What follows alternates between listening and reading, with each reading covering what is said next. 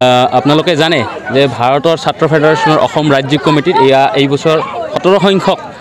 ৰাজ্যিক সন্মিলন আমাৰ বৰপেটা জিলাৰ সৰভোগত অনুষ্ঠিত হ'বলৈ গৈ আছে আৰু এই সময়ত যি সময়ত গুণগত শিক্ষা ৰাজহুৱা শিক্ষা আৰু উপযুক্ত কৰ্মসংস্থাপন আৰু ইয়াৰ লগে লগে গণতান্ত্ৰিক অধিকাৰ ৰক্ষাৰ এক দাবী আমি এই সন্মিলনত উত্থাপন কৰিবলৈ গৈ আছোঁ কাৰণ এই সময়ত দেখিছে যে যি ধৰণে ৰাজ্যখনৰ শিক্ষা ব্যৱস্থাক ধ্বংস কৰাৰ পৰিকল্পনা লৈছে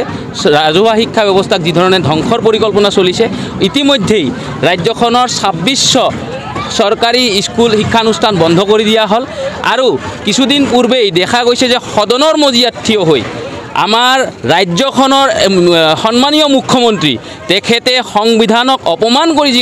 অপমানমূলক যি বাক্য তেওঁলোকে পাঠ কৰিছে যে সাংবিধানিক গণতন্ত্ৰক তেওঁলোকে নামানে আৰু তাৰ পৰিপ্ৰেক্ষিতত দেখা গৈছে যে ছাত্ৰ সমাজৰ এক ভয়াৱহ চিন্তা আহি পৰিছে কাৰণ এই যদি গুণগত শিক্ষা ব্যৱস্থা যদি সঠিকভাৱে পৰিকল্পিতভাৱে পোৱা নাযায় তেতিয়াহ'লে দেখা যাব যে ৰাজ্যখনৰ বেছিভাগ শিক্ষানুষ্ঠানতে ছাত্ৰ ছাত্ৰীৰ অভাৱ হ'ব অহা দিনত এই অভাৱ দূৰ কৰাৰ কাৰণেই ভাৰতৰ ছাত্ৰ ফেডাৰেশ্যন এক সন্মিলিত শিক্ষাৰ ব্যৱস্থাৰ দাবীত আজি এই সন্মিলন কৰিবলৈ ওলাইছে আমি দেখিছোঁ যে এয়া চৰকাৰী তথ্যমতেই দেখা গৈছে যে ৰাজ্যখনৰ 12.7% ছাত্ৰ ছাত্ৰী উচ্চ শিক্ষাৰ পৰা বঞ্চিত হৈ আছে লকডাউনৰ আগত দেখিছিলোঁ যে